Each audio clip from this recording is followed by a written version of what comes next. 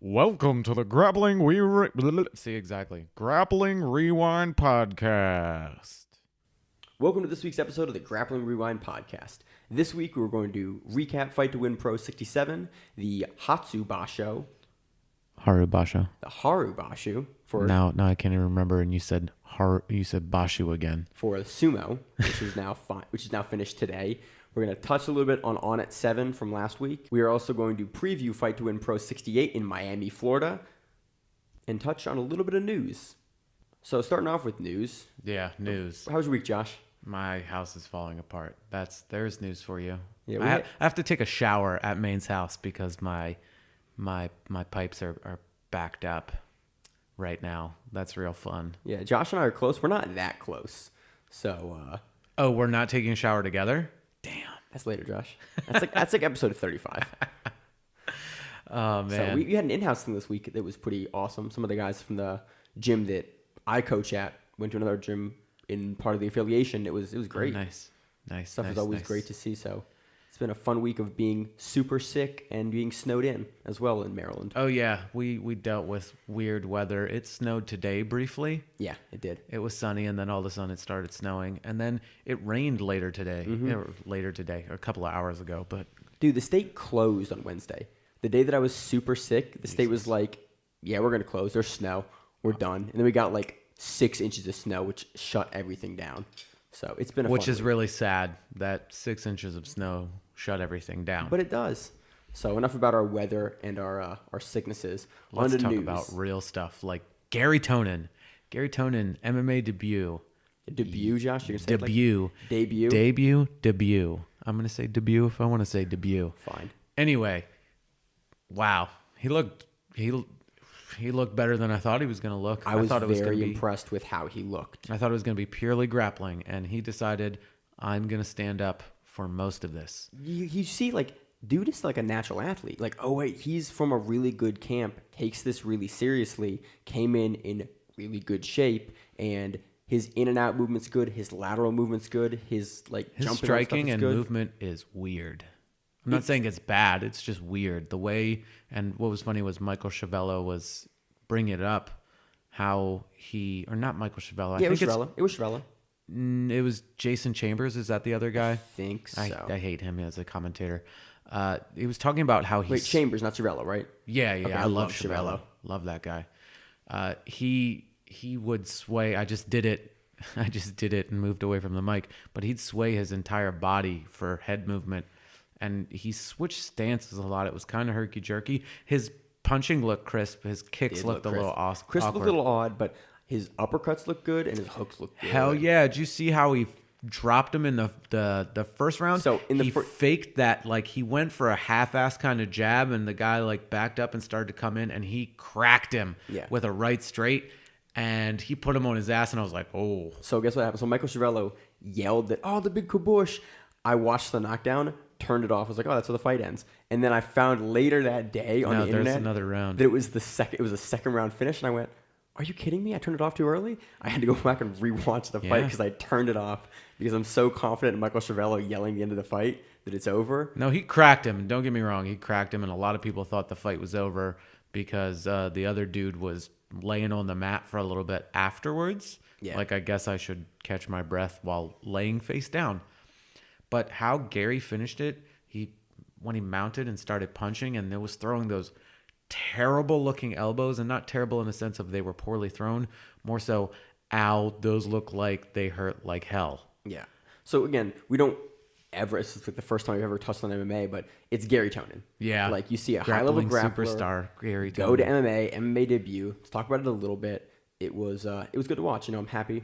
Garry looked good. He looked way better than I thought he was going to look. So, hats off to him. I'm looking forward to, a lot of people called, they were like, all right, let's get the crown fight. And I was like, I'm totally okay with that already. Ooh, that would be fun. You know why it would be fun? Because crown striking is garbage. Kron's at 45, I thought, though. And Tonon is at 55. it's Asia. We can do whatever the hell we want. We can have a catch weight of 50. You're right. You think Tonon can make 50? I bet Tonon can make 45. All right. I bet you Tonon can make 45. I'll watch it. So enough MMA. There's 80,000 MMA shows that do this. On to the grappling section of the More podcast. grappling stuff. Full teams for Quintet. Finally out. Finally out. We will get a little deeper into it next week and talking about how it goes. But they filled out the rest of the Polaris Dream Team. Dan Strauss, Craig Jones, Gregor Gracie, Charles Negromonte, and Kaul Uno, which was really weird. I guess it's just because he's competed on Polaris a bunch, and they were like, hey, let's grab this guy. Yeah, they are also the only team that doesn't have an ultra heavyweight or a heavyweight or a really, really heavy guy. So every other team has like a big ass dude. Like Satoshi Ishii for the Judo Dream Team and Josh Barnett for, the Haleo team. And I don't know who the heavyweight is on the Sambo Dream team, but I'm pretty sure it's the Theodoros Oxtuolis. That guy looks like he could be a heavyweight. They just pulled away for the picture, so it doesn't make him look gigantic. So those teams are now out, and that's coming up soon. That's April 11th. That's really kind of snuck up on us. We're going to preview that before it happens. I think that'll probably be next week's episode. We'll preview that, talk a little more about the rules and what's up. Maybe the following week. Yeah, math and dates are not my strong suit. So Remember closer to the event, we'll talk about that. Yeah. There was also a super interesting article that Flo put out that was actually a good read. It was about Karen Atunis becoming a mom and then going back to competing. And I mean, I'm not a lady. I do have kids. I was wondering where you're going to go with that, Josh. You're like, I'm like a woman. I'm not a woman, so I cannot give birth and then go back into being I'm not even a high-level athlete, so I'm neither of those things. But it was really cool how they highlighted this, how she went from having a child, and she worked out up until like 8 months. Yeah. She did jiu-jitsu up until she was 3 months pregnant. And, she got to her workouts. She had her child. She got back into shape, which is, sometimes that's rough for women. My wife, she had, 2 children, and she struggled at first to get back into shape. And I know some women do struggle. Some people don't. But she got back into shape. She had some struggles starting out. But, I mean, at 8 months after birth, she won the Pans. Yeah, one of the majors, which is great. So we usually kind of shit on Flo a little bit. This was actually a really great article. That's a great article. It's like it's showcasing something that is a natural part of life. Women have children. Not all of them. Some elect not to. Some cannot. Whatever. But they highlighted something that is a giant possibility in a female's athletic career if they're doing that. And she got back up to a top level still while having a child. So hats off to Flo for that awesome article, and hats off to Karen for, winning her division at Pans as well. Finally, Natalie DeJesus actually switched teams from Cicero Costa to Soul Fighters. And, it's a little bit of news. She's changing affiliations. Look, she's one of the top female black belts. I think it merits, Oh, absolutely. It was no hard feelings according to the article, but it's something to talk about really and see how she does. She's been training with that team for a little while now. She was again under Cicero Costa. She said there wasn't really any affiliations in the country for Cicero Costa, which kind of made me weird. Made me think it was just weird because Unity is connected to them, but maybe she just didn't want to go to New York. I don't know. Why would you want to go to New York? Really? It is expensive. It's New York too. I wouldn't mind. I like New York when I go there. I mean, I'm just talking shit. Like really, New York. They have some of the best jiu-jitsu on the East Coast, hands down. So yeah, that's true. I'm kind of making a joke. So what you're saying is you're just a terrible human being. We know that, man. That is established at this point. And that wraps us up for news. So moving on to the recap for Fight to Win Pro 67 in New Orleans, Louisiana. This event paid out a total of $14,432 in salaries and commissions and was headlined by Tim Crater versus Aaron Davis. First, we're marching closer to that 100% submission rate. 20 of the 31 matches were finished. Well, it might be 21, but one of the matches was not listed as the way of victory. Just says defeated. Yes. So 64.5%, 64.5% submission rate. This card was over at 10:30 Eastern time, or like 10:40. Awesome. I could do stuff after this card. It was great. Anyway, on to the results. John the Beast Pineda. We're at the teen results, with the kids' results. Yes. Right now. A teen with the name The Beast. Defeated Colston Ladner by armbar. Submission of the night. For the kids. Julian Lapayne defeated Caden Myers by guillotine. Is that spelled right? Yeah, spelled probably. guillotine? No, it's not. But I'm not going to harp on the spelling, especially since we can't, read names. On to the purple belt results. Jaden Forte defeated Dustin Chase by Kimura. Billy Stockstill defeated Brad Grimes by decision. Mateus Morea defeated Kyle Rodenwald by armbar. Heath Henry defeated David Wayne Barnes. That was mixing into David Wayne Barnes by decision. Logan Thompson defeated Peyton Chabert. Terrible at reading names. By neck crank. Thomas Gray defeated... Oh my goodness. How did I miss this last week? Contrick Graves by decision. Did they switch people out? I don't remember saying these names. Oh, it's the purple belts. That's why. Yeah, that's why. Okay. Blade. Somebody named their kid Blade. Michael Jackson named his kid Blanket. That's true. I met a guy named Supreme today, and that was his real name. No shit. Yes. Blade Zandifer Ducati? Ducati. Defeated Joshua Billett by decision. Andrew Kurtzman defeated Aaron Shirazi by decision. Martin Calvin defeated Jim Bob Chabert. By Japanese necktie. Oh, man. I'm dying over here. Will Kelly defeated Jordan Lee by Americana. Brett Molstan defeated Cantrell by decision. Shannon Briggs defeated Clay Campbell by electric chair. That was submission of the night for the purple belts. Brad Phillips defeats Shane Dupree by decision. That was fight of the night for the purple belts. And Blaine Littlehawk Leetry defeats Brian Barry by guillotine. That's Lorette. I mean, definitely. Josh Leetry, Lorette. I'm surprised you read Little Hawk. Little column A, little column B. Actually, his dad competed on this card. Oh, cool! Really? As well. That's awesome. That's why one was like Hawk and that one's Little Hawk. Oh, that's kind of cool. They've, by the way, in the results, they've spelled guillotine in an interesting way every time. Guillotine. So now to the brown belt results. We had by the way, Hawk is not like Hulk. I know we are bad at enunciating as well. It's like Hawk. Caw-caw! Hawk. Like a bird? Yes. That's why I went caw-caw. You yelled it in the mic. I'm going to have to cut the audio down. Yeah, thanks, Josh. Anyway, brown belts. Elliot Hill defeats Santiago Farina. He just defeated him. Brendan Allen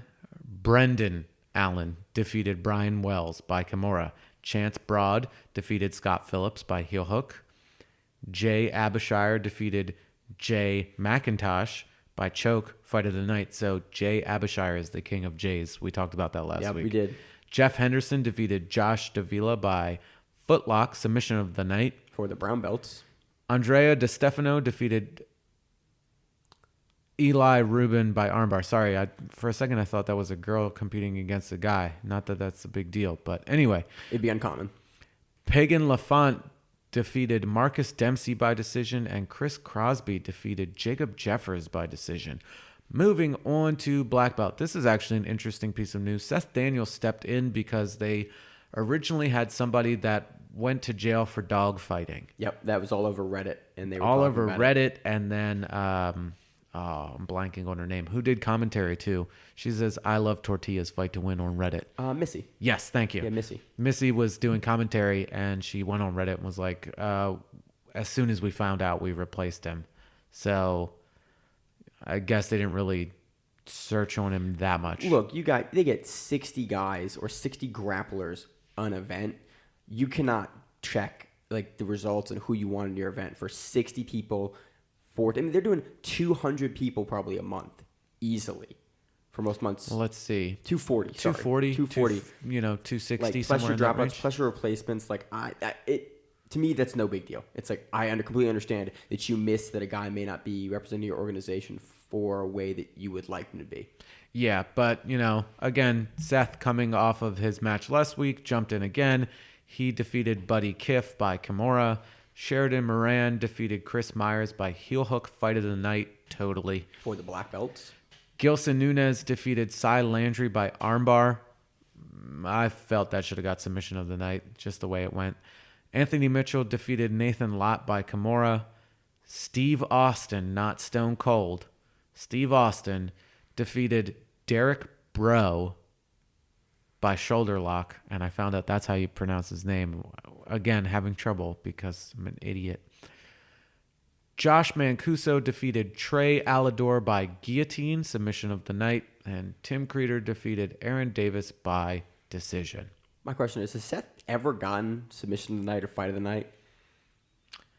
Not that I'm aware of. Because my other question is, I didn't know they're going to get. I'm pretty sure he picks who gets That's what I'm that, saying. and he's not going to be like, I'm not giving that to myself. I feel like he wouldn't, but it's just I honestly do want to see. I bet some nights he competes on every other card, every third card. I guarantee you, there's been a card he's been on at a brown belt level before where he had submission of the night, but he just didn't give it to himself. I mean, it wasn't. I don't know. Again, there were a lot of submissions. I felt that the Gilson Nunez armbar, because the whole match that led into it was worthy of submission of the night. The guillotine, it was a guillotine.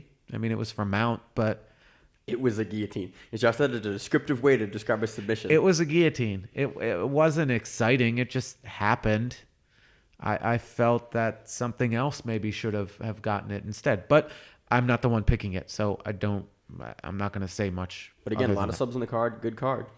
We're creeping. We're creeping. 100%, Josh. Miami. No, Maryland. Maryland. Fight to win Pro 70. Go for it. Maryland. Cleveland. Go for it.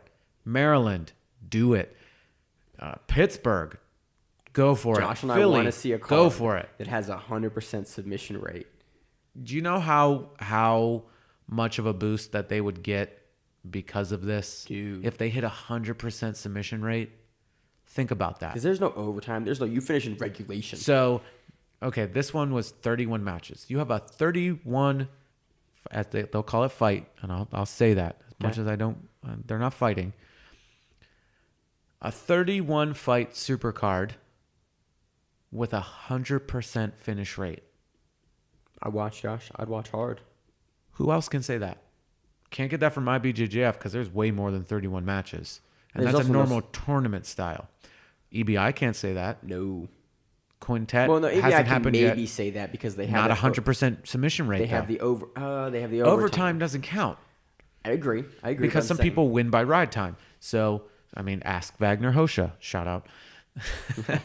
We had to get him in. I think we skipped him last week. EBI can't say that. Onnit can't say that. Five can't say that. Five Polaris can't say that. Polaris can't say that. Find me something that has 100% submission rate. Show the art can't say that. No.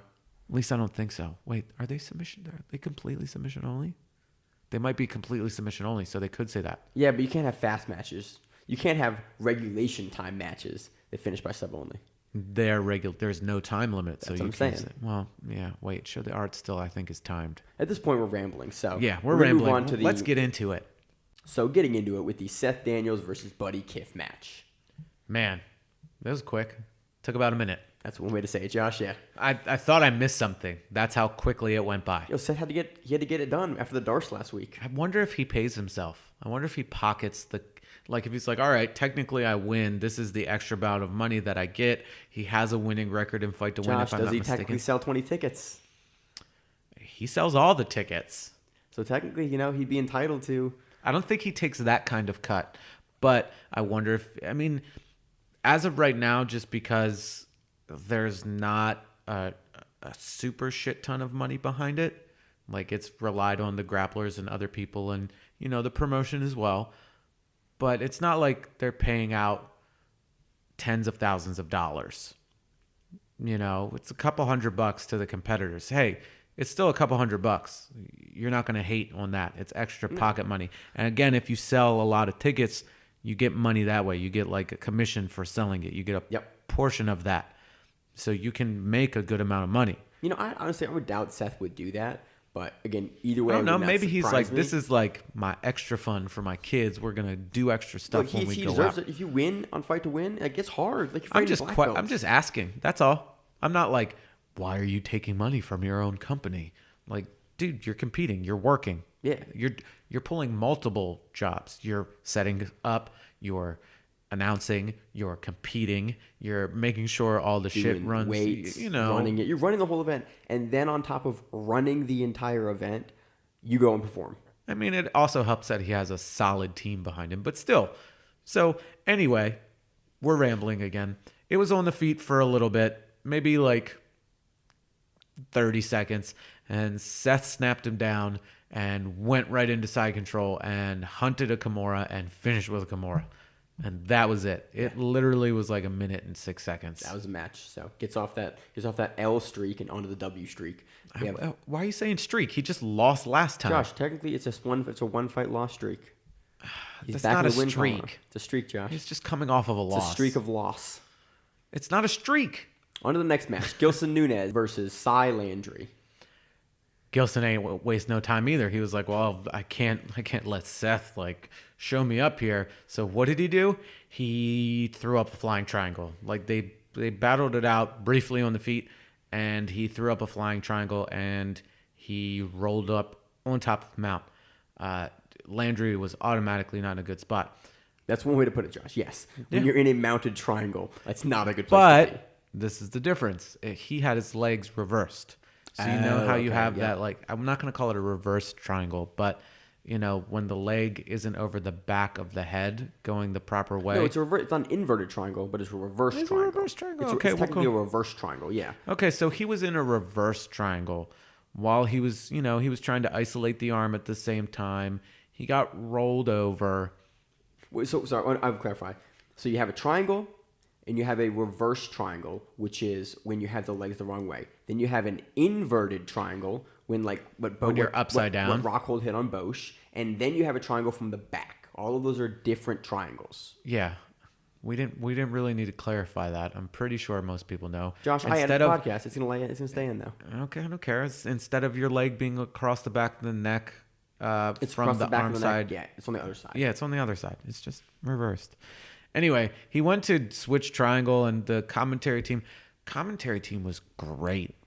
Missy was great on there. She was adding her bits and pieces. Who else did they have? I can't either. Oh, I forgot his name, but he was doing like legit as much play-by-play as he could, and predictive commentary again, talking about things. He was like, "Oh, he might lose this triangle if he tries to switch into a regular triangle," which he did, but he left his arm in at a weird angle, and it was almost like he mirror locked him, but with the arm lock position at the same time. So he overhooked it and cranked it, and it was a quick tap, and they stopped. The ref wasn't even aware that they had stopped. But Nunez is a solid dude and was like, I let go, you tapped. You tapped. You're not coming at me after this anyway, so we're good. It's awesome. I felt that it was like the quick transition and the way Nunez started the match, that should have gotten submission of the night. The way he finishes that armbar is the way I try to teach all my guys to finish it, where you kind of keep the mirror lock because it keeps pressure on the shoulder as you turn it out. And typically you'll get the tap almost like with like a topside Americana the Americana with the arm before you fully extend the armbar. So you have the armbar as a fallback at the end of it. So I love that way of finishing an armbar because it gives you two shots, one at the shoulder and then one at the elbow. Yeah, it was an awesome submission. So next match, and there weren't a lot of black belt matches. And again, just looking at the crowd, the place where they had it also didn't seem very full. I don't know if they were like, we're only using this part of it or not.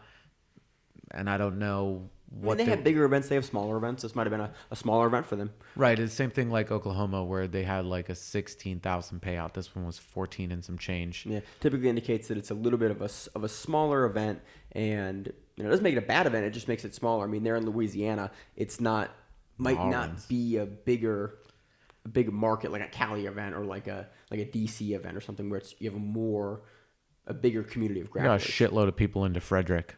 We did get a shitload of people into Frederick. But right. you have all DC in Maryland. Like there's a lot. DC, that's a hike.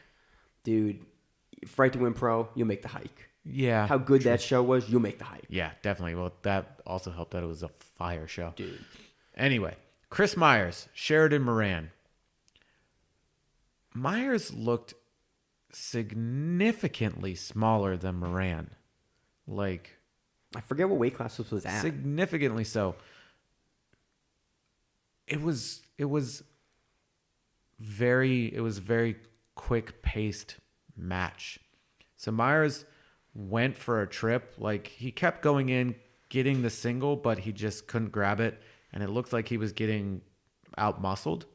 He finally goes for an inside trip and gets reversed with a great harai, or maybe it was an uchimata. Either way, it was a sweet takeover. If it's leg outside, it's harai. I'm trying to remember now off the top of my head. I didn't write down what it was because I was like, oh shit, as I was writing out my notes. Moran immediately passed and went into mount, and I was like, oh, this might be over right now. And to Myers' credit, he was just bridging all night long and would get out from those bridges. So he would bridge super hard and just get out. Yeah. And they would always end up back on the feet. They were like, oh, we're not going to stay down for right now. Yeah. He wouldn't let him like completely settle and like get there. Oh no, he would settle, but he would just explode. He would find that exact moment where it was the right time to explode and just go. Back on the feet briefly, and Moran just hits him with, like, he blasted him in the chest with his head and double-legged him. Last double. Yes. But it was just boom, and one guy looking bigger than the other. It looks way more rough. So again, he's going up, and Myers actually goes for what looks like a no-arm darce, like just setting up a choke from that darce choking position, but without the arm. It was kind of weird. Did you grab the back of the shoulder? No, he didn't even finish it, but it was just like here and trying to go. I was like, what are you going to do from there? His head's not trapped. You can't power guillotine him from right there. No. So maybe he does something that I've not seen before and he catches people with it. I don't know. That, again, let Moran pass right into mount, and he got a mounted guillotine. So this is the first mounted guillotine of the night. There's more later. Well, for the black belts. The first one of the black belts for the night. Mounted guillotine. All right, Josh. Anyway, he goes in, and Myers just fight, readjusting. Moran ends up with just a one-arm guillotine, and again, another big bridge by Myers gets him out. This time, instead of going in and trying to shoot, he pulled and almost grabbed up a guillotine himself. He lost it again. Moran going insane, just passing at will, attacking the back. As soon as he got on the back, he started, immediately going for the choke, which let him get his second hook in. More hand fighting. Like, this was great. This is really back and great forth match. I just remembered, and I'm looking at it now again, what I had in my notes, and I wrote he should bottle top his head, meaning like he had the grips in. I just figured he should have just tried to twist his head off like a bottle cap, but Josh is referring to basically a neck crank. A neck crank, but when you do it from like the middle of the face and then you grab in like a Big Brother grip. No, I'm talking like you have the rear naked choke grip set, but instead of trying to sink it in and choke, you turn them. You just turn and crank the head. Eventually, you call that a bottle top? A bottle cap, yeah, like. Ugh. Bottle top or bottle cap, like, sounds terrible. You finished me with that too, which pisses me off. Yeah, you finished me recently with that. Yeah, like 2 weeks ago with it. Yeah, because it's a great move. Because you're like, what am I gonna do? Is my head gonna get pulled off? Yeah, it was. Or am I gonna lift up my chin and get choked? And that time you were like, I'm going to let my head get pulled off. Yeah. I But- fought it with my face, Josh, valiantly. But And then I tapped. it's not against the rules. No, it's perfectly legal. It's a perfectly So- fine choke. I wasn't upset about the choke. I was upset that I couldn't stop it, but like it's a perfectly valid thing to do. Yeah, I've never heard it called a bottle. Would you call it bottle? I said bottle top, or it's interchangeable for me. Bottle top, bottle cap, like Yeah. it's the same thing. You're twisting the bottle cap Yeah, off. twisting their spine. Yeah. Yeah, a little. They fought it, got out. It keeps going that way, and Myers is Moran is in side control, and the commentator was like, I've trained with Moran before. I wouldn't be surprised if he fell off of side control and went for a leg, and not 30 seconds later he falls off side control, goes for the foot, and heel hooks him. Oh, predictive commentary, Josh, being amazing. It was awesome. It helped because, he trained with him previously, but it was great that he went for it and yanked off his foot and finished it late in the match. So that was that match. That's a good match to watch. That is a good match to watch. It's not that hard to watch the entire black belt card when it gets released because When it gets released. yeah, Dropping Thursday. dropping next Friday. So Anthony Mitchell, Nathan Lott. Lott pulled guard pretty quickly and balloon swept Mitchell. I was like, oh shit. And again, in commentary, it was mentioned that Anthony Mitchell competed the week previous. Anthony Mitchell just muscled out of that sweep. He almost got swept and came up, and Lott just went to a pant and collar grip with a butterfly hook. I was like, damn. And both these guys looked a little bit older, but I was like, damn, this guy's really going. Lott went to close guard instead, and Mitchell stood up and passed. And I was like, oh, this might be the end. But to Lott's credit, he went into half guard. And Mitchell just didn't care. He started knee slicing, coming side, going through. And Mitchell was making sure that he was staying away from the legs because Lott kept just reaching over and trying to hook, reaching over and trying to hook. Eventually he did do that and went to deep half, but did not hide his arm quick enough. So he's going to go for the Kimura. Of course. Yeah. Of course. And he went on it. And after, like 30 seconds, he finally wrenched it out and got it. Great match. Like, these were firing off. I was like, holy shit, it's so early. I got off work. I'm sitting down. All of these matches haven't even started yet. I can sit and relax. Are these going to be You can decisions? watch the card. No, just watch the whole fucking card. So onto the Stephen Austin match versus Derek Bro. Stephen Hall. Yeah, they listed him as Stephen Austin, but his name's Stephen Hall. I was like, when was Steve Austin on this card? It's Stephen Pesadillo Hall. So, But anyway. his Facebook name is probably listed as Stephen Austin, which is why, because a lot of times they pull from those. I don't know. Maybe they tagged the wrong guy by accident. Who knows? That'd be funny. So this one starts off, Hall pulls guard with the Duh. collar sleeve. Yeah. Duh. Yeah. Pulls guard with the collar sleeve. And That's where it sat for a little while. They were fighting for, and Hall plays like a super old school game. Like, again, collar and sleeve, and you're just trying to pull stuff across. And then he just muscle swept him right over into mount. He was just like, we're going over now. that collar sleeve grip is a super strong grip. Especially for a giant fucking guy. Yeah. Like, I want to say Hall is like 6'4". He's a big dude. Looked like a large gentleman, Josh. I mean, they're both big guys, but still, he swept into mount, and Bro immediately started to turn to try to escape. I And can't get over his name's Bro. it's Bro, Breaux. I know that, but it's like it just sounds like, and Bro swept over to mount. You're like, What's up, Bro? It doesn't sound right. That's okay. I was like, all right, that is how you say it. I think I said it originally as Bro, and then I was like, Bro. Yeah, it just says that, but in Josh's notes, he hasn't listed him as Braux. He's listed him as Bro. Because Bro. it's quicker to type that I out get as that, well. and I've done the same thing. You see me do the same thing. But Right. I'm reading through Josh's notes to remember the matches, going, Bro almost escapes. Like, oh. That Bro almost escaped, but the other Bro held him. So What's that from? I don't know. Dude, where's my car? I don't know. Maybe that's what it is. Anyway, so bro almost did escape. But as I so eloquently put it, Hall stuck to him like stinkhorn shit. I mean, he was on him. He started immediately attacking the neck. He got a little high. And then Hall started to separate the arms, going for the armbar. Well, I'm not paying attention either, apparently, because he snuck a leg through super quick and locked in a triangle. Which you don't see big dudes do frequently. Well, with Hall, you Yeah. normally see those things, but I didn't even see the transition. I'm like, oh shit, he's going to get this armbar. I'm looking at the arm and then I'm like, wait, is he in a triangle? And then it was a tap, and that was it. It was fast. And especially for These matches didn't go. No. They didn't But big linger. guys, you don't see big dudes like throw up fast triangles a lot. It happens, definitely happens. It's not something you see like frequently. You're talking about big fat dudes.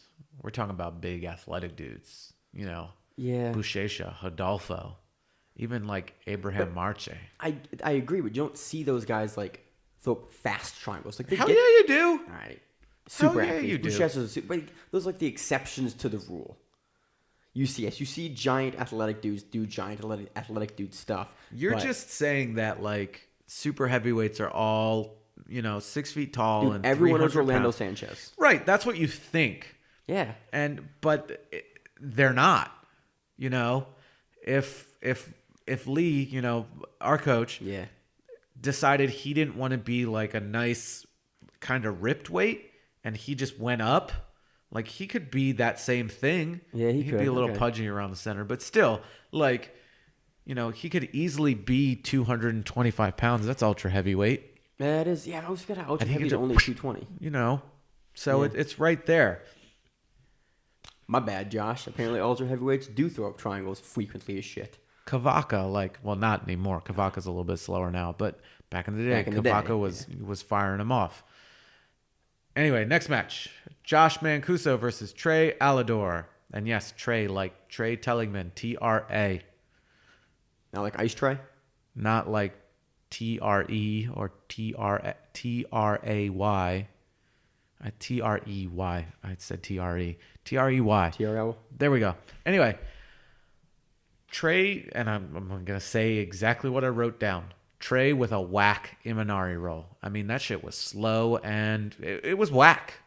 Like, why did you go for that? Josh, show from the 90s. It Oh, was I'm whack, sorry. bro. That shit was whack. It was, but It was booty. Is that helpful? Is that better? oh my god, Garb. Garb is new. Garb's new. Okay. See, there we go. But yeah, it was a poor choice. Yeah, it was. There you go. It It was a definitely was. very poor choice of going in that slow. If he would have came in and hit it real quick, Marvin Castell. Gary Tonon, Masakazu Imanari. I was gonna say Imanari. Right. So, but it was slow, and Mancuso was like, fuck that nonsense, and just passed it and gets to mount and gets a guillotine. And he got guillotine from mount. The match wasn't very long. I was like, he kind of deserved to get guillotined because it was a bad Imanari roll. Yeah, It was bad. Dude, Imanari, when you fuck up an Imanari roll, like it does not usually end well for you. No. Like even Imanari, you've been knocked out a number of times going for that roll with a knee. Yeah. Like you live by the sword, you die by the sword. You game Imanari. Dude, he got kneed in the face doing that once. In deep or in Shuto, I think. No, in Pride. Oh, you got kneed in Pride, dude. By what's his name? The creepy white guy. yeah, I God. know who it is. I can't get it either. What his nickname was Hellboy. I'm Yeah, I blanking can't- on his I name. can't either. But we're not an MMA podcast, but he got kneed in the face. And then I said, unless you can roll through right, that Imanari roll is a bad idea. It is. And it is. If you're going to try to do that bullshit, like, you better do it right. Josh, remember how I was injured like 2 weeks ago? Yeah? Yeah, I did an Imanari roll and got injured that way. That's you what I deserved did. it. Yeah. You deserved it. And that's why I didn't tell you how I got injured, because I was like, I deserve this injury. Yeah. Yep. Yeah, you did. So, last match. Last match, and it specifically marked in my notes for a reason. Last match at 10:30 Eastern Time. Card went by really quick. Aaron Davis versus Tim Creeder. This was the entire match. Tim would pull guard. He would, try to overhook and sweep. and then he would end up back on the feet. Aaron, obviously a wrestler. Yeah. Like just very wrestle heavy, was going on a few times. Tim had a front headlock. At one point, they almost fell on commentary. There were a few throw-bys, back and collar ties. It was some moments like double wrist control and right. Some standing wrestling and then some pulls. Tim tried to omoplata at one point, but it wasn't close. One of the things that I saw was Tim would escape the way you're not taught. Like if they're like, here, do this to escape, he would do the exact opposite. So you know how they say don't turn away because you'll get your back taken? He would turn like his back to him, and Aaron would go for the back, and Tim would just like do something. And I'm gonna have to watch this back a few times. There was definitely some weird escapes in this one. Yeah, and I was like, I need to watch that like 75 more times to figure it out. Because it's very, very rare you see guys at a black belt level do stuff wrong. And not wrong. Wrong's not the way to put it. Differently than the way it's taught originally to you as a white belt or something like that. You see that, but what you don't see is like, don't go this way for X, Y, and Z reason. And then a guy do that and apparently just do it with no consequences at a black belt level. Like, again, yeah, he's definitely doing other stuff, but he just would turn and you go, and the back take, it didn't happen. Okay, why did that not happen? Yeah. So that's always really funny to me to watch is when guys break the rules, they do it knowingly, and then it doesn't like blow up in their face. It's always funny to see what those guys at a high level are doing differently. For it's like, okay, don't do it this way, unless you're Adolfo, unless you're Buchecha, unless you're Marcelo, unless you're Tim Creeder, apparently. Yeah, unless you're Tim Creeder. So it went to time. I figured that Tim would take it on like his sort of sub attempts. And the activity and sub attempts really is what probably gets it. I mean, Aaron was the one that was trying to do a whole lot of the passing and, the wrestling and stuff like that. Yeah, but fight to win, passing doesn't mean anything. No, I'm saying like activity wise, I guess you would throw it more towards Aaron's way, but it was unanimous for Tim Creeder. The card was over at I think with the announcement of it at 10:43. That's awesome. Just zipped by. A great card to watch when they get uploaded, because they're not uploaded, of course. Yeah, go back and rewatch most of the black belt card. Watch the entire card. It doesn't take that long. It's like a 3-hour card in total. It goes by very quickly. The black belt matches, though, are all submissions except for the last match. So go watch it. So that will do it for Fight to Win. On to Sumo in the Haru Basho. You always say basho. I know, dude. It's an O. I have a speech impediment, Basho. Josh. Don't pull that bullshit on me. It's basho. I can't. You don't have a speech impediment. You're just stupid. All right, man. Hit me where it hurts. In that reality. Anyway, Kakuryu stepping up like a Yokozuna should, takes the Yusho. 13-2. 13-2. I thought for a little while there that he was going to fall apart. And he fucking didn't. He didn't.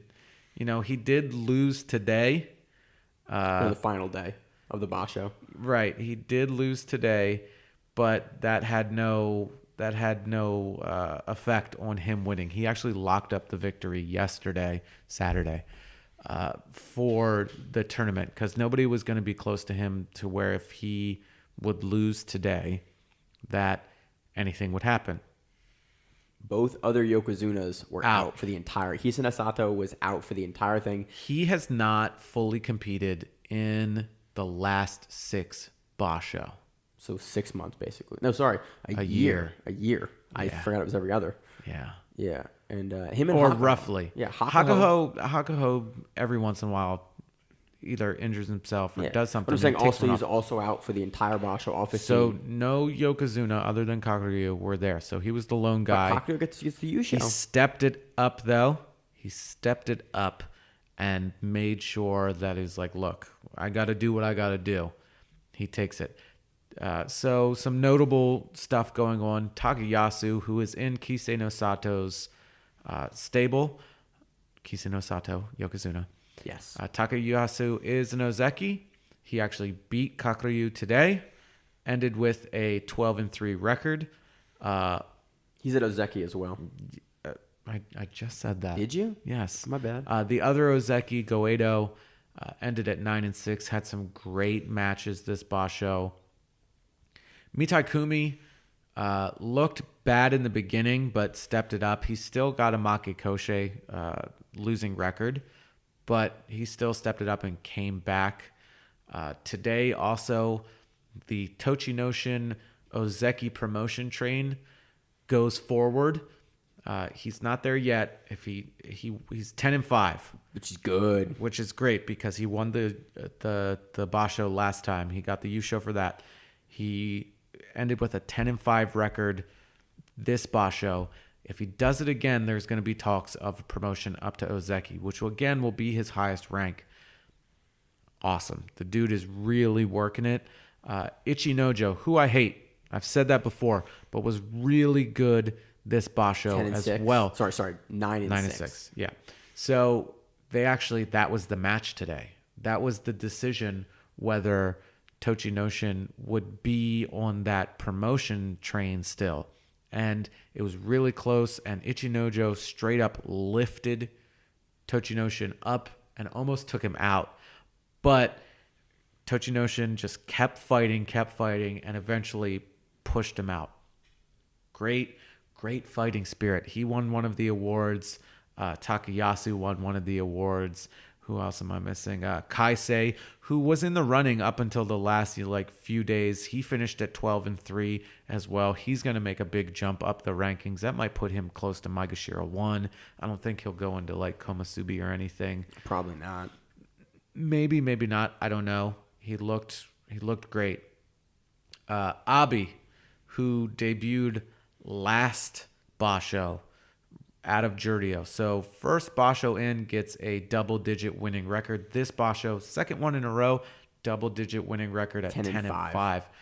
You know, there were a few matches where he looked kind of sketchy. You're coming up from Jurio, though.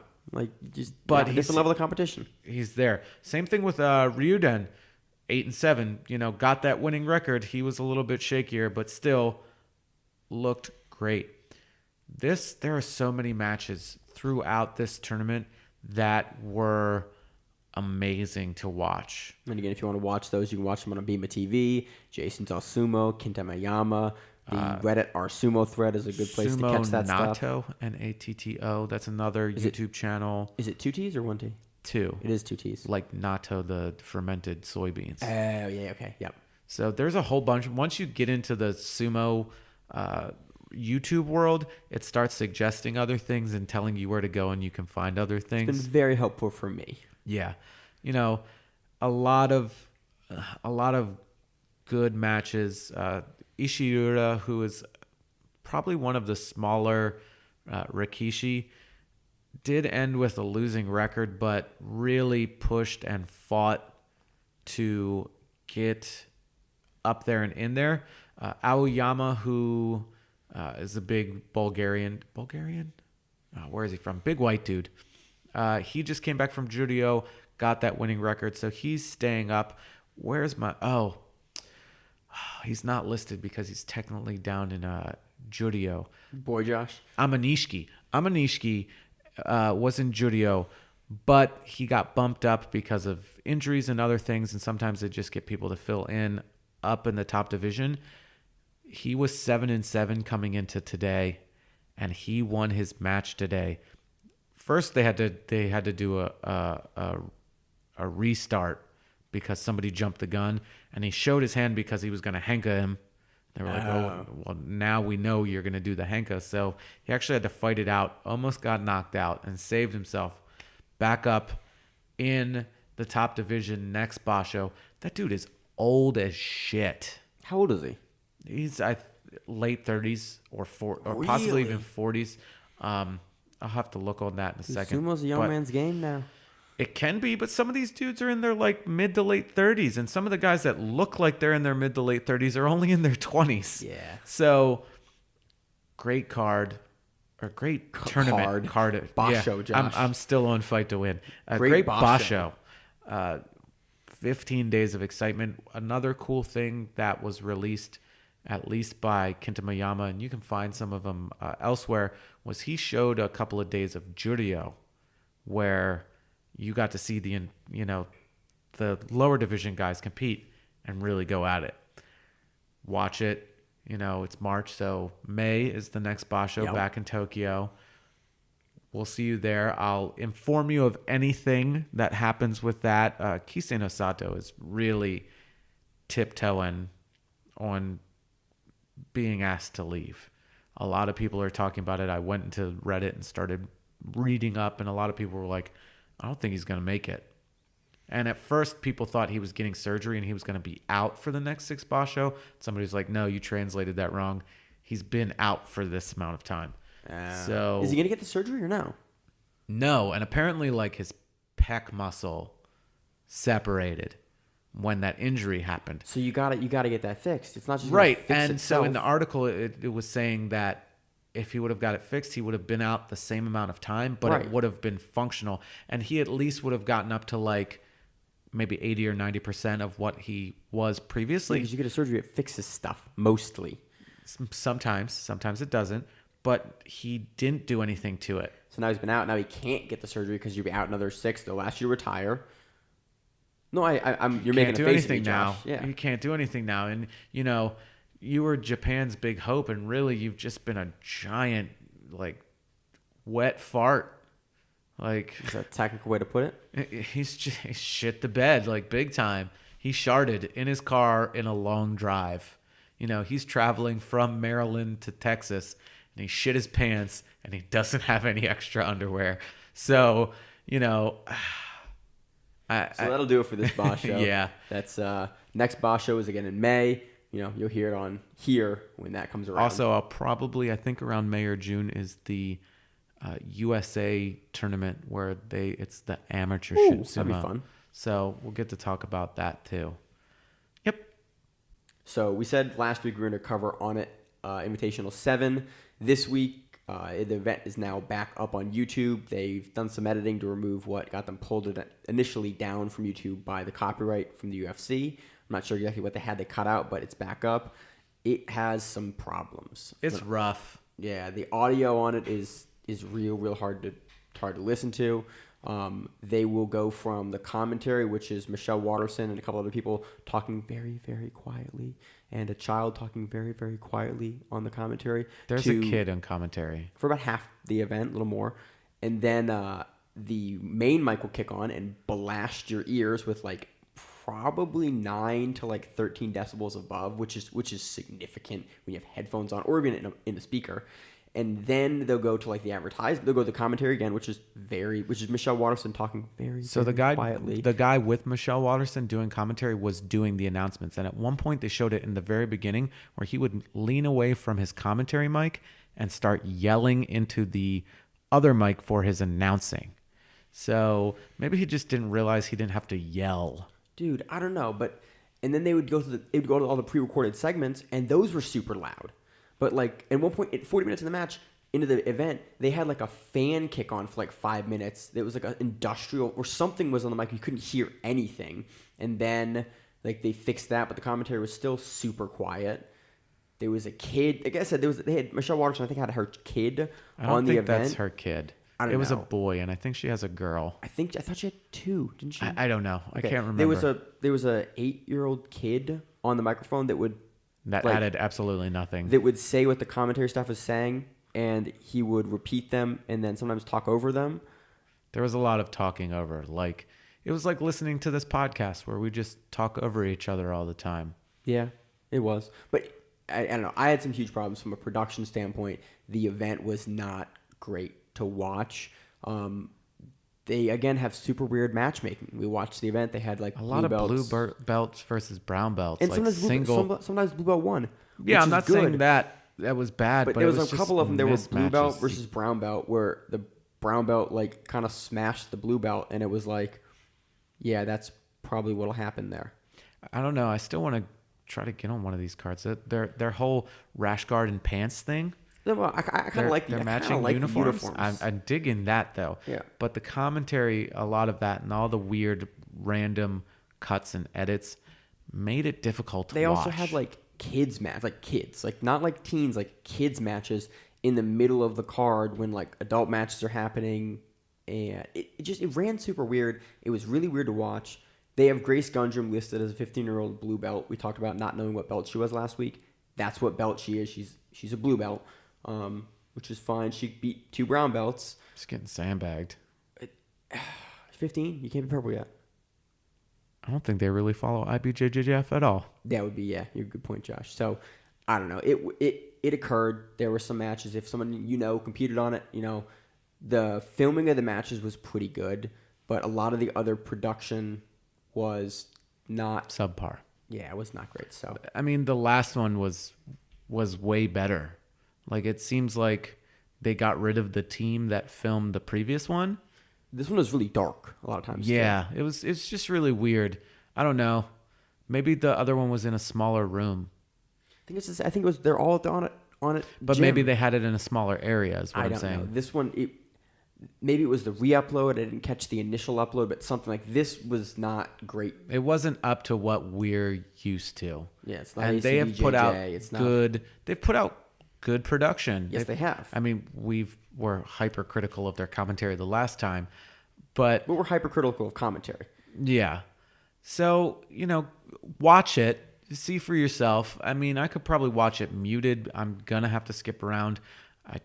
I wanted to watch it for the adults matches, the kids matches. I don't like kids matches.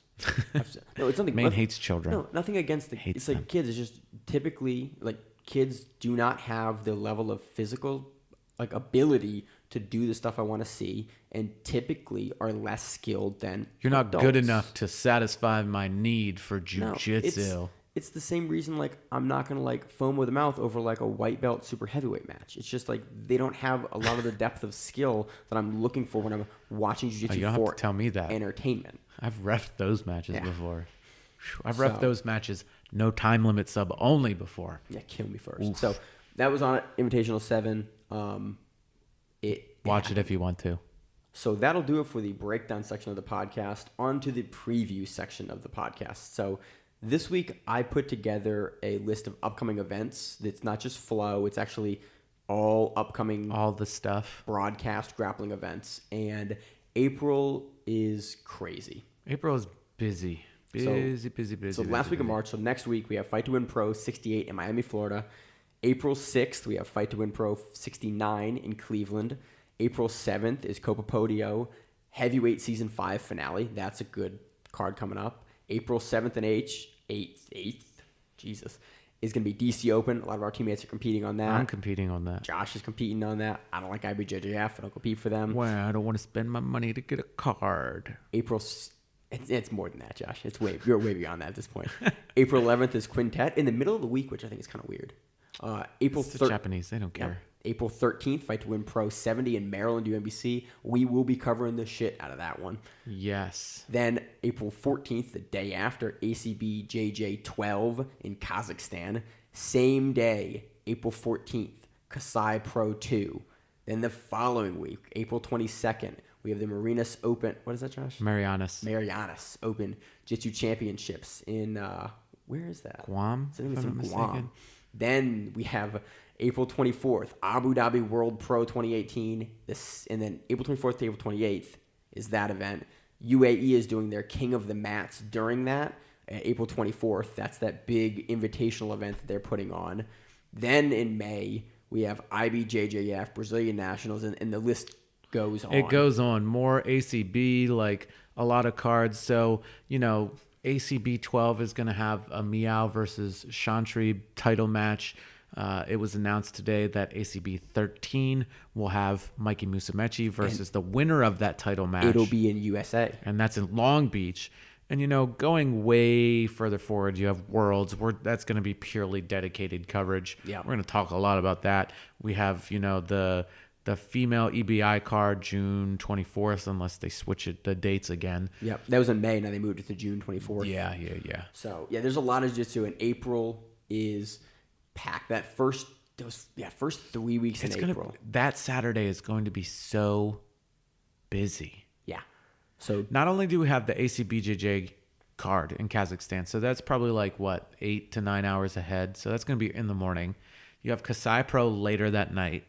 We're going to see our teammates' final MMA fight Shogun. that night in Yep. Baltimore. And Quintet will be that same week. This is what we're going to sound like while we're filming this. Recording. So this happened. And I saw Josh. I saw it. yeah, that's what it's going to sound. Well, hopefully not that, because that is going to be just a crazy weekend. Quintet, Fight to Win Pro, ACBJJ, Kasai, MMA fight, which you guys don't care about, we care about, but you don't care about. That's going to be a wild weekend. And April, it's like every single weekend there's It's that run up multiple. It's that run up to Worlds. And that's May 30th. That's when that starts. Yeah. So running up to Worlds, like into guys, June, yeah, it's going to be dude. Also, like, crazy. remember a couple years ago when there was like one event every like month? Like big event. Yeah, there were always like smaller grappling events almost every weekend or every other weekend. We have like a big event once or twice a week until like after May. And even then it might like keep going on. You have more stuff. I only bracketed us out until May 5th. Yeah. So there's more stuff. So that we got more previews. There's and other more stuff events we're happening. interested in too that happens. There's more MMA stuff which we don't talk about, but still we're gonna end up watching that at 3:00 in the morning. All Ryzen. sorts of other stuff. Yeah, Exactly. this isn't even like the one-off super fight matches that like Grappling Industries put on, or Ryzen puts on, or like other organizations put on a super fight here and there that we watch, or some random pay-per-view event that's come on. So the next 2 months are going to be some of the craziest that I can ever remember in jiu-jitsu. Yeah. And I am down for it, Josh. Absolutely. So that does our hype section of previews. Now we're going to get into Fight to Win Pro 68 in Miami, Florida. This one's headlined by Wagner Hosha, Mr. Competition, versus Bill the Grill Cooper. This is a no-gi lightweight title. This card has 21 black belt matches on it. The only one that was as close to that, which is weird, was the Maryland card. Which had 14. They both have 33 matches, but 21 of 33 matches are black belt matches. You have 42 black belts on your card. This is East Coast. This is going to start it like I'm going to have to watch the entire thing. I'm going to have to watch this jaunt at work. Yeah. Yeah. I need to get a projector In for all work. honesty, I don't know how we're going to cover this whole thing. Oh, we're gonna touch on some matches. There's no way we're breaking down 21 matches. Yeah, That you is wanna not hear going us- to be episode 1 of the Grappling Rewind podcast. We broke down 33 matches and realized like that's a lot of matches to cover in one episode. Yeah. So yeah, this is crazy. That's 7 more black belt matches than the Maryland card, which had 14 black belt matches on it. I'm gonna reiterate that again. Dude, that's so many black belts. I know. I can't. That's I've 42 never black seen belts. 42 black belts in a room before. I've Maybe seen pictures. at Pans. Seen Never pictures. been to Worlds. I think I was at New York Pans a couple years ago.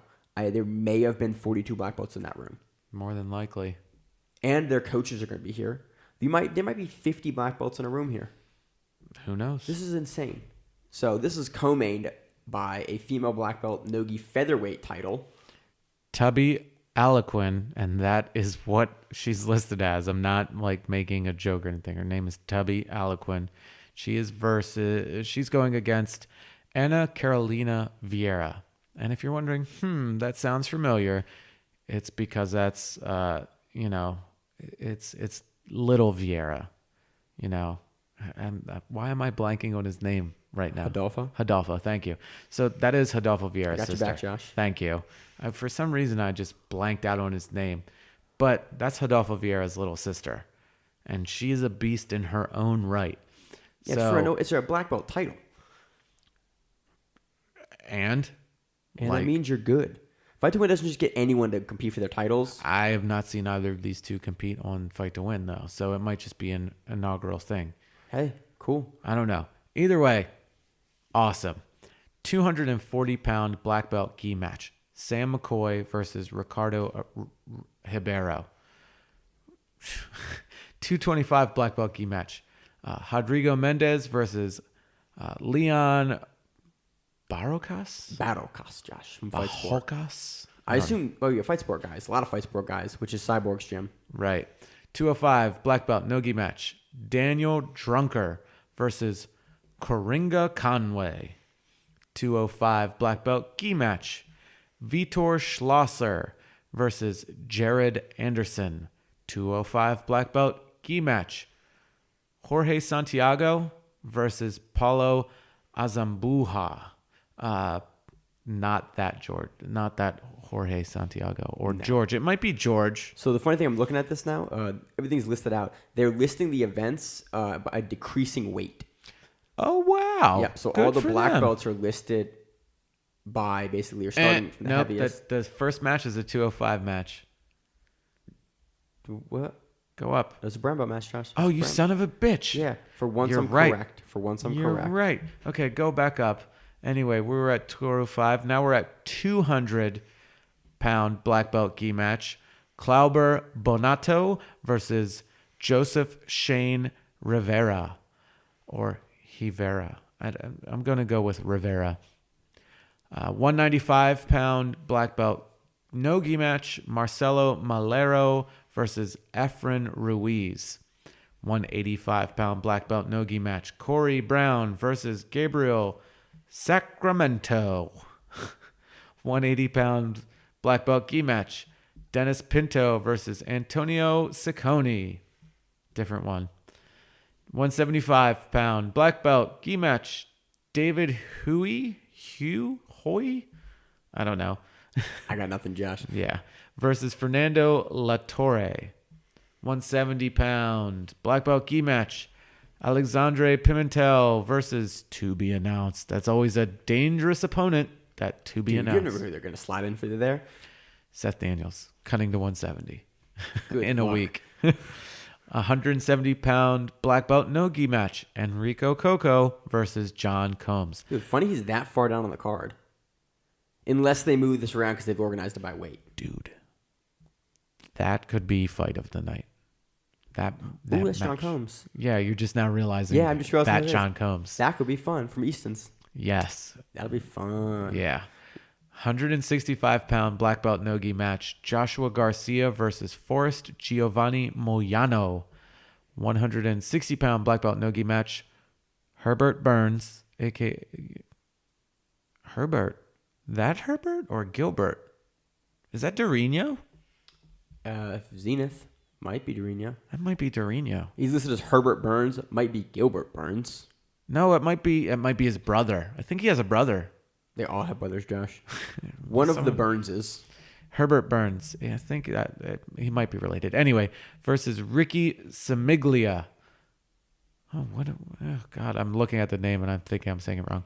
160-pound black belt gi match. Wilfredo Roberto Reto versus Hanato Tavares.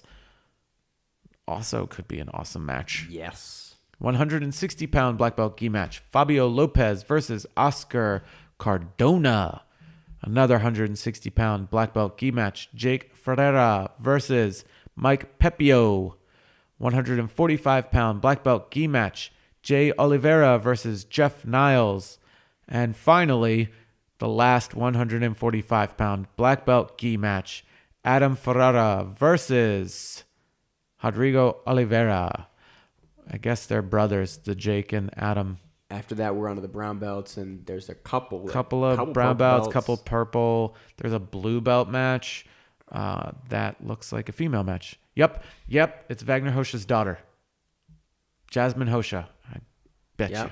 So she's on the card. Then you have a 105 teens match, and you have a 95-pound kids orange belt gi match. So this card's crazy. Wild.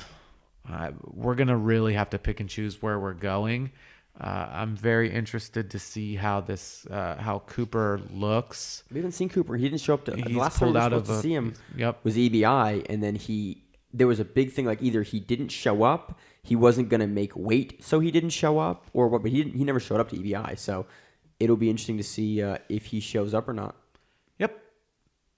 So that does it for the preview section of our show. We want to give a shout out to a guy that reached out to us on Instagram. Jacob the Bull Brown, a guy out of AOJ in Cali. Right. He was the kid that was really like putting his hustle on to, he's like, yo, you want to interview me? And we're like, what? I'm so confused. We don't interview people. We don't interview people. But no, he was getting his grind on, trying to get the hustle on. We talked to Rick Slamba, who runs Form, is, trained out in AOJ, said the kid was really good. We gave him props. We even told him, via message, we were like, good on you for really putting your name out there. We didn't shout him out last week, even though we said we would. So we're putting that out there now. But now also, in completely unrelated things, but equally amusing, Maine is cleaning out his house because he's getting ready to move. Yep. Hopefully because of this inspection that's going on. And I came across a Jiu Jitsu magazine, I think from May of 2014. May of 2014. The cover is Andre Galvao and his squad of crazy folk like JT Torres and Mike Carbolito and Keenan and Andres There's one article in this magazine that future stars, purple belts making an impact.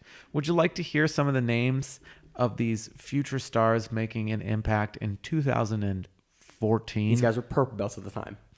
Here, this is just the first spread, the first 2 pages. Izaki Bahens. So he was 17 at the time, so he's 21 now. 22. Do not make me do math repeatedly here. 22. Say how 21. Say how old they are here, and then they can figure it out. Well, it's 4 years. We'll just add 4 years, so 21. Gabriel Argis, 24 now. Jared Dopp, who's now 28. Rolando Sampson, who's now 23. Nicholas Mergali, also 23. Also a world champion. Edwin Najmi, who's 24 now. That's the first 2 pages. So I would say they hit the nail on the head. Oh, they fucking nailed it. With that they article. Hammered. So Jiu Jitsu Magazine. I think it's the magazine, right, Josh? Yes, Jiu Jitsu Magazine. Yeah. I found this in a weird... I was living in Maine at the time. I found this in a little not mom and pop grocery store, but a smaller grocery store in the backwater town that I went to college in. For some reason, they had this on the rack. And I was like, I'm doing jiu-jitsu now. I'll buy this magazine. Oh, guess who I just came across in the magazine as well, who we were just talking about, Stephen Hall, who at the time was 43, who is now 47 years old. Here he is looking mean and scary. So it's really amusing that this stuff is all in this magazine. They did a good job. Editorial staff doing a great job back in 2014. Yeah. So that's pretty wild. But other than that, that wraps up this week's episode of the Grappling Rewind podcast. I'm Josh. I'm Maine. And that's the Grappling Rewind.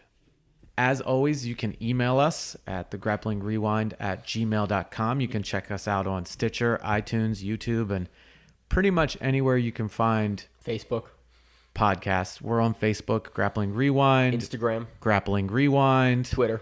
Grappling Rewind. Reach out to us on social media. If you got something you want us to cover, you want to clarify, we are here. You want to tell us we're idiots. Hey, let us know. You want us to pronounce your name correctly? Let us know. Subscribe on the YouTube page. Leave us a review.